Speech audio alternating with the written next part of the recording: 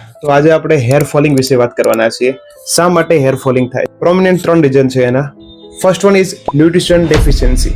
આપણી રૂટીન ડાયટમાં ferritin, vitamin B12, vitamin D અને ઝિંક એવા ઇસેન્શિયલ માઇક્રોન્યુટ્રિયન્ટની કમી હોય છે અને તેના કારણે હેર ફોલિંગ એક મેજર ઇસ્યુ બને છે.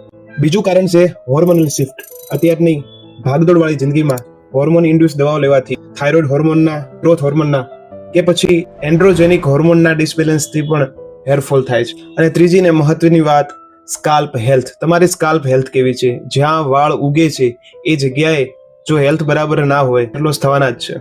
તો આપણે શું કરી શકીએ?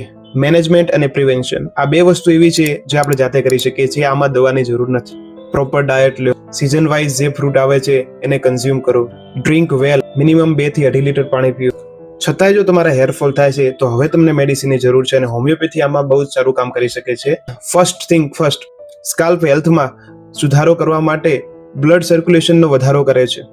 પ્રોપર ન્યુટ્રિશન શરીરમાં ખેંચાય, પાચન થાય, એબ્ઝોર્બ થાય એના માટે હોમિયોપેથી દવા લઈ શકો છો. બાકી સ્પેસિફિક ઓઇલ પણ આવતા હોય છે જેમાં એડ કરીને હોમિયોપેથી દવા પણ આપવામાં આવે છે. તમારી ડેલી લાઈફસ્ટાઈલ સુધારો અને સારી સ્લીપ લ્યો, કારણ કે સ્લીપ એવી વસ્તુ છે જે તમારી બોડીને રિજુવિનેટ કરશે, બોડીને રિપેર કરશે. સો ડોન્ટ કોમ્પ્રોમાઇઝ ઇન ઇટ.